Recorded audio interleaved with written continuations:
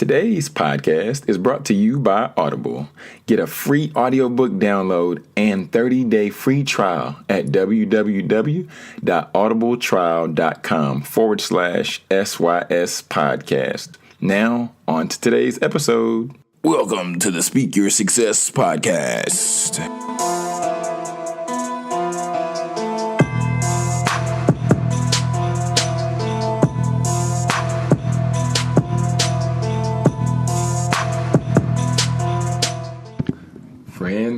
Friends, what's going on? Welcome to the Speak Your Success podcast. I'm not sure if this is your first time. I'm not sure if this is your second time, or I'm not sure if this is your third. But either way, we're glad to have you here joining us today. Today, we're going to continue on a message that we started last week, which was a message for millennials, right? Because this podcast, the Speak Your Success podcast, with me, your host, TEDx speaker and best-selling author Jonathan Jones, is focused on providing motivation, but then tying that motivation in with self-help strategies. But lastly, we're giving you life application, tangible life application, to make sure that you can apply these three things together, and then you can achieve the success that you desire for your life. The first episode, that was a message for millennials, we talked about trying new things. We talked about it being okay to make mistakes. And then lastly, we talked about stop scoreboard watching. Today, however, I want to go all in.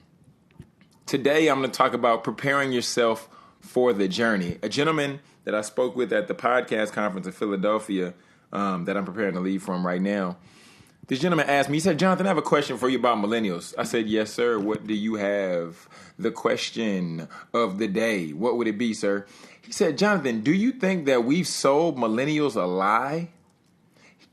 Do you think that millennials are so focused on getting their education, and now that they've just lost themselves in school and they've lost themselves getting these jobs, do you think we sold them a lie?" And I said, "Well, no, sir. I don't necessarily think that's the case. I don't think that millennials have been sold a lie. However, I think things have changed over time, which has caused it to appear that way."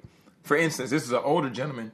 Me and him began to talk, and then I began to tell him, when your father grew up, the things he told you: go to school, work hard, get the degree, then you'll have the job. That was set in place for his father. And then probably his generation as well. Go to school, get the degree, get the education, and then boom, you right there, you walk into your job. It's just plain and simple.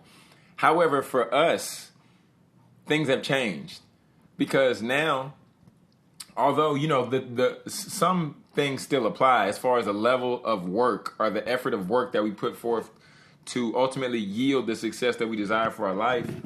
But for us now, you can go to school, you can get the education, and then you come out and they say you need 4 years job experience. You say, wait, whoa.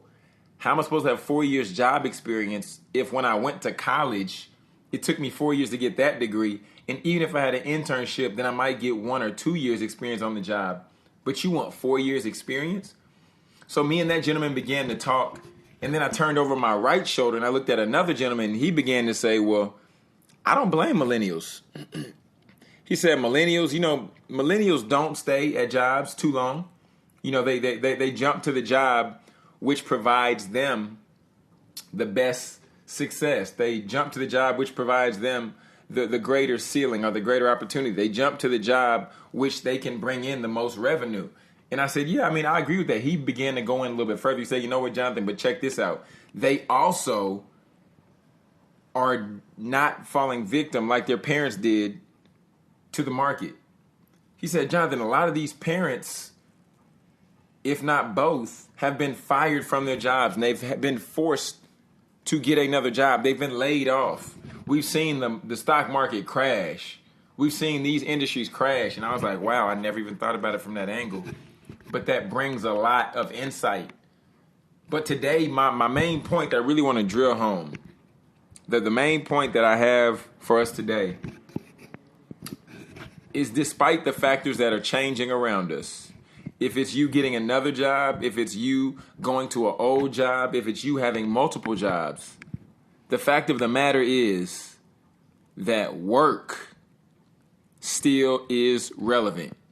Work is still relevant. If you cold call people, if you turn in applications, if you seek to get job experience, the level of work or the level of effort that you put forth regarding work, that still is mandatory. For success, work is a byproduct. I want you to think just about something that you really wanted in your life. And then you ask your parents for it and they said, no, I'm not going to get that for you. That's too expensive. Or no, you're too young. You don't need that. But you're like, Mom, Dad, I really want it. They're like, nah, I really don't care. Because you're not going to get that from me. If depending on where you grew up, some of the parents will say, you can spend your own money, but I'm not going to spend my money on that. And then from that point, it's like something clicked in your head, and then you say, wait a minute. Yep, I'm going to get it. It's time to get it, and I'm about to clock in and do what I need to do to make that happen. And then you began to work these long hours at the job. You then began to make these sacrifices to where you wouldn't go to the party because you have to work because you wanted to get this over here. You began to put money back. You began to save. And before, it was like every time you got a paycheck, it was burning a hole in your pocket. I know that struggle. That was me. Fresh out of high school. Every time I got a check. I was in Atlanta, Georgia at the time. I took my paycheck, cashed it, went down to Walters. If you listen to Young Jeezy, he says I go to Walters, get some Jabos. I get some Fresh Forces. Like that was the thing in Atlanta, to go to Walters. And every time I heard people talk about Walters, I was like, oh, this must be a really nice store. You go in there, it smelled like urine. It wasn't the greatest. However, they did have the products that I wanted. This is when Jabos were a thing. The jeans with the straps across them, with the Velcro straps. And I went and I bought like 3 pairs, and that was my entire check. Sad day. And then it got to the point where I then began to grow up, and then I began to realize that saving my money for a rainy day really means something. Looking at my finances and analyzing my finances, really counting the cost to get the thing that I desired was what mattered. So today, the focus is 1. Work for what you want. Your work has to match your want. If your work doesn't match your want, then you'll never get the thing that you desire. So it's time to put up, or it's time to shut up, friends. And second, count the cost to see what's really required in order for you to obtain that item. Is it you making sacrifices? Is it you going on a really extreme budget? Is it you taking the time to say, I can't go out to eat today. Sorry, friends. Can't go to happy hour today. I don't have the money for it. I'm sorry. No can do. And then when we become intentional over these particular actions, and then when we begin to chart and see the level of work and the level of effort we're putting forth, then we get to celebrate ourselves. So you work, you count the cost, and then when you achieve that thing, you celebrate yourself. You celebrate paying off that credit card. You celebrate being able to buy that cash car. You celebrate having the opportunity to go get you a MacBook that you've wanted for the longest, but nobody would buy it for you, so you had to get it for yourself. You celebrate your success because you earned it. You worked for it. It's kind of like studying all night and then getting an A on the test as you're sleep deprived. But then it doesn't matter because you got the desired result that you wanted for your life and you made it happen because you willed your way through to it. Friends, that's the message for today. Just wanted to drop that on you because people oftentimes say, millennials this, millennials that. And then I challenge the thought by saying, well, I think millennials aren't as passionate as you all expect us to be because you're putting us in positions for us not to be passionate about. Hello. And some of us, we're wrong as well because some of us are accepting positions because we've allowed ourselves to become a slave to the paycheck because we've started all these subscriptions and we got to pay for our Netflix and we got to pay the expensive rent for our house and we have to pay this expensive note for our car, and then we put ourselves in these predicaments by trying to buy all these things, just like I was talking about scoreboard watching. Sometimes you get caught up scoreboard watching because you're looking at another game. Hello, friends. Lock in on your game. You're in the field. You're playing right now. But if you begin to look cross court and you get caught up looking at what everybody else is doing, then you're going to be coming up short on some results.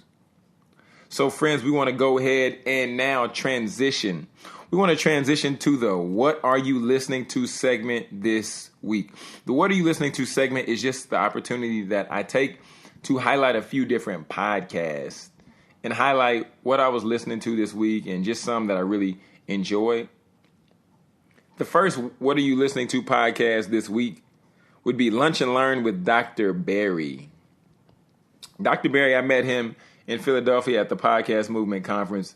And Dr. Barry, just really humble guy, just really knows his stuff when it comes to the medical field. I can't remember exactly the particular genre, if I even said that right, or orientation that he aligns with or his practices. I'm sorry, Dr. Barry. However, I can say that Dr. Barry is knowledgeable. He knows his stuff, and he breaks down the content on his show to where people like you and me who might not have their doctorate degree can understand what he's talking about, and he challenges us to get our health in order. That's Lunch and Learn with Dr. Barry. I would encourage you to check that out. And then also, there's Docs Outside the Box. It's Mr. Darko. Had the opportunity to meet him in Philadelphia as well, and I heard his podcast where him and his wife paid off like $687,000 in debt. Crazy to hear their story, but even more awesome just to meet them, to meet him in person. Shook his hand. Me and him had a good conversation. Really passionate brother. Loves to connect other people. Really has a joyful spirit. So definitely very grateful for those two individual connections that I now have, but also now adding people into my podcast deck that I can listen to, refer, and definitely stay connected with what they're doing. Now we're going to go ahead and do the review of the week. We have 2 Apple reviews of the week, actually. And just in case you don't know how to leave a review, I'm going to go on today and on my website, jonathanjonespeaks.com/podcast. And I'm going to go in and I'm going to put a pictograph of how you leave a review, just so people will be able to navigate through that process and it won't be as difficult as some might feel that it is. Without further ado, this review comes from Hove Was Here. The subject header says, dope. Super packed 20 minutes, smooth transitions, dope advice, knocked out 4 pods in a row. Best to Never Do It podcast. Hey, I appreciate you, Best to Never Do It podcast. I salute you and thank you for rocking with the Speak Your Success podcast. We thank you. And also we have one more. It says, lucky me. This is Miss Tiana Nix Thompson. She says, I like how Jonathan gets straight to the meat. This podcast is exactly what I need. Brief and enlightening. Speak Your Success is my new favorite podcast discovery. Oh, man. Wow. That's pretty dope. That's super awesome, actually. I thank you both for leaving your warm reviews. I thank you both for taking the time to listen, because there are millions of podcasts out there and you all took the time to rock with the Speak Your Success podcast. So we definitely appreciate the love and the support. Now I want you to pause for the cause, and I want you to go ahead and subscribe so you can be the first one to hear when we drop a new episode. You can just type in Speak Your Success podcast. We're on iHeart Radio, Spotify, SoundCloud, iTunes, Google Play. Don't think I missed any. YouTube. So be sure to subscribe so that you can get the content as soon as it is dropped, because you don't want to miss out, friends. Every episode we drop, and also now we might be switching.